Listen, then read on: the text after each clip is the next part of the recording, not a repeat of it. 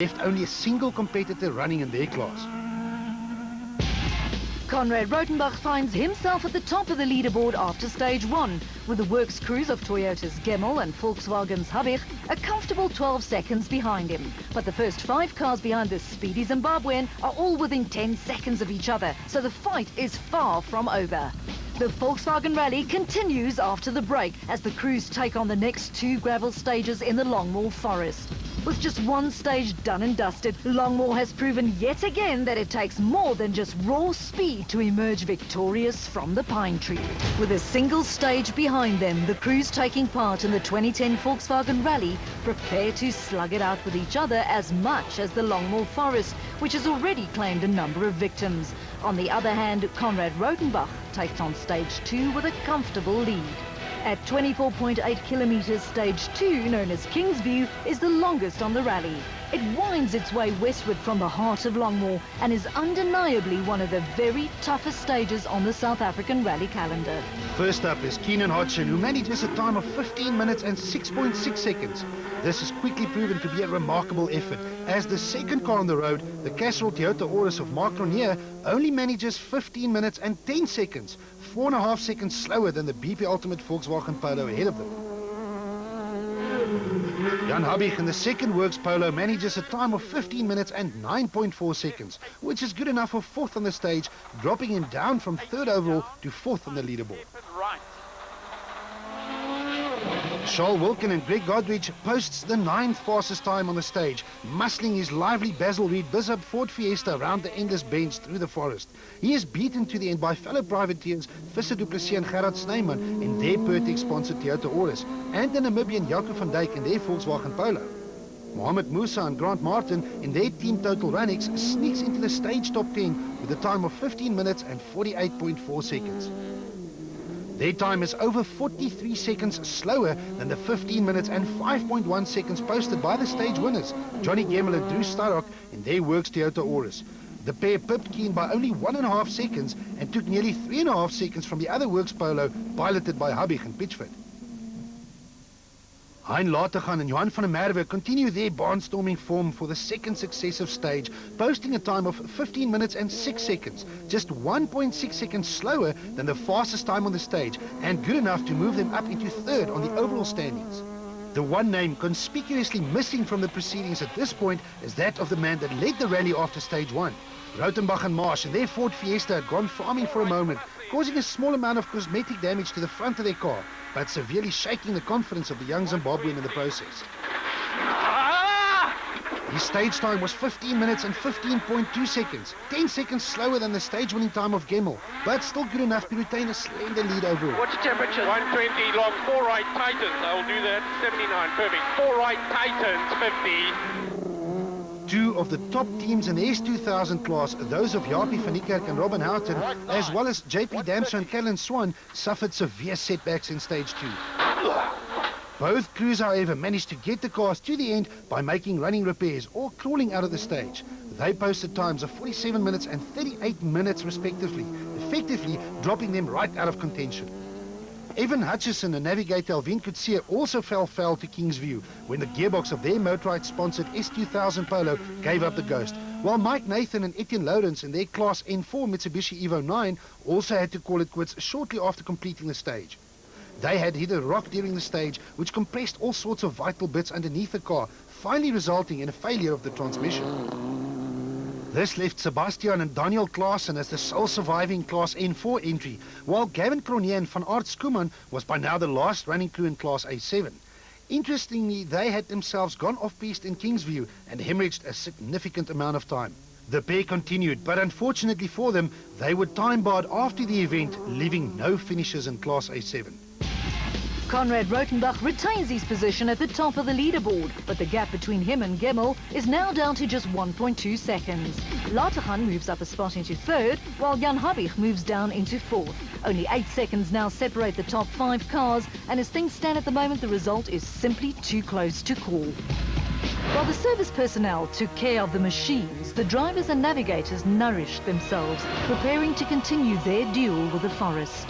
Stage 3, Sinkdam, is a reverse of Stage 1, which means the road is partially swept. And even though the teams are now going in the opposite direction, there is some small resemblance of familiarity.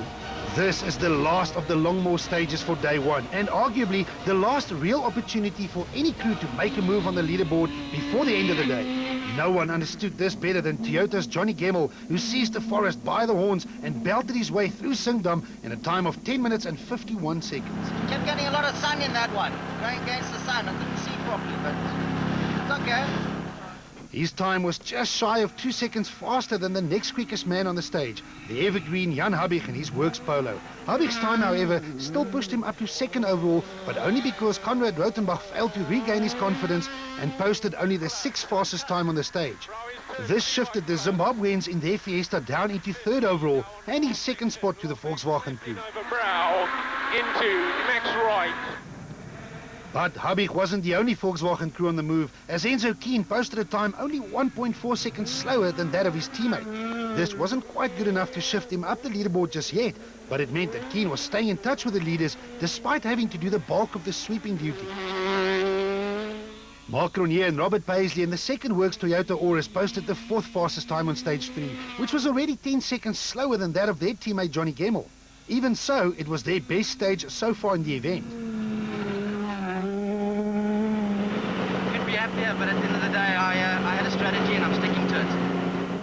Latergan and Van der Merwe dropped slightly off their earlier pace, setting the 5th fastest time through Sinkdam. This wasn't quite good enough to retain their 3rd place on the overall leaderboard, and they found themselves sliding into 4th.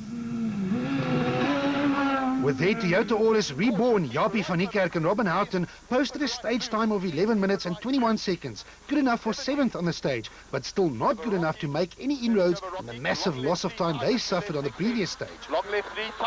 The rest of the top 10 on stage 3 was comprised of Nicholas Ryan and Jeff Tyrer in their privately entered S2000 Volkswagen Polo, Visser Du Plessis and Gerard Snyman in their Pertec Auris, and JP Damser and Kellen Swan, who was also enjoying the benefits of resurrection after making it to service in their limping team Total Runnings. Johnny Gemmell's stunning time on stage 3 sees him not only shift to the top spot on the leaderboard, but also doing so with a lead of 13 seconds over Volkswagen rival Jan Habig. Rothenbach slips to 3rd, Latergan gets 4th, and Kuhn and Cronier holds steady. Visser Du Plessis now finds himself as the fastest of the chasing pack, having passed Jaco van Dijk for 7th on the overall leaderboard. After 63 kilometers of frantic racing through the imposing Longmore Forest, the crews move to stage 4 at the Port Elizabeth Oval Circuit. This 10.2 kilometer stage starts on the oval itself and then winds a tight and twisty route past a nearby industrial site and then back towards the oval. This short, sharp style of stage 4 clearly suits the driving style of Enzo Keen in his Works Polo. His time of 7 minutes and 10 seconds is a full 3 seconds clear of the next fastest man on the stage and catapults the blonde Cape Townian to 2nd position overall. Second fastest on the stage is Hein Latergan Johan van der Merwe, who continue to steal thunder from the Works teams. This time they beat all but one other crew at the PE Oval, clearly signaling their intent to challenge for overall rally victory soon. As a matter of fact, their performance at the Oval moves them back into 3rd place overall, just 12 seconds behind Johnny Gemmell and only 1.4 seconds behind 2nd placed Enzo Keen. I was very nervous this morning after the roll. So, I mean, we took it easy and we started to attack a little bit more, but I must just keep it on the road this time. Gemmell's time of 7 minutes and 17.7 seconds might be good enough for 4th on the stage, but it shrinks his lead down to just 9 seconds over Keen. And the Gauteng-based driver is starting to feel Enzo breathing down his tailpipes. So far, Konrad Rothenbach has failed to regain the form he showed in stage 1, and on stage 4, he loses more time to the Works teams. The Ford manages the 5th fastest time, 8 seconds slower over the 10-kilometer stage than the time posted by Keen. Charles Wilkin and Greg Godrich show what they're capable of in the Basil Reed Bizub Ford Fiesta by finishing just a single second behind Rothenbach, their best effort so far in the rally. This moves them up 1 position into 8th overall. It's just, push a little bit harder and, Culturama is all about confidence and if you don't have that, you're not going to be fast. Jan Habich's time of 7 minutes 20 seconds, 10 seconds slower than the benchmark time for this stage, sees him slip down 3 places on the leaderboard, relinquishing his second spot to Enzo Keen and letting Latergan and Rautenbach by in the process. JP Damso and Nicholas Ryan and Fernando Rueda round out the top 10 on stage 4. The latter, driving his team Total Run-X, had endured a puncture in stage 1, hit a rock in stage 2, and finally pulled it all together for reasonable time in stage 4. Gemmell retains his perch on top of the overall standings, with Kuhn now leading the chasing pack. Latergan regains his third spot, trading places with Rautenbach. Habich plummets 3 places to 5th overall, while Wilken claws his way up 1 position into 8th overall. Reuter also edges onto the leaderboard by moving into 10th. The end of stage 4 and a chance to service the cars. Crews can relax a bit and enjoy some refreshments before setting off for the final 2 stages of the day.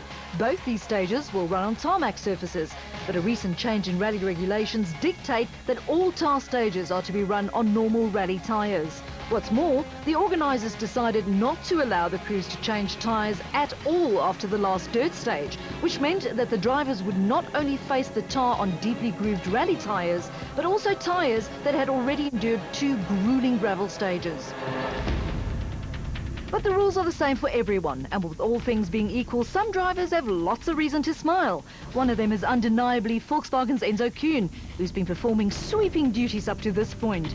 The lack of grip was sure to cost him some time, but with only tar stages remaining for the day and a better road position looming tomorrow, Kuhn was in high spirits. We're happy to be here. It's been hard work in the front, and we've had a couple of near misses. The braking has been really difficult, you know. His teammate Jan Habich, however, had slipped considerably towards the end of the day. Yeah, it's fairly okay. We would have liked to have been a bit further up the order, but you know, we've had a clean run. Nothing major has happened, and I think if we can survive for tomorrow, then tomorrow is the big race. The picture was almost exactly the same in the Toyota camp, where Gemmell had ample reason to smile. Well, we started off there in stage 1. Calterama went quite nicely. Conrad got away from us a little bit there. Our next couple of stages, we clawed back. We're leading by 11 from Enzo. But the second of the works Toyota drivers, Mark Runier, was in the same general position as Volkswagen's Habich.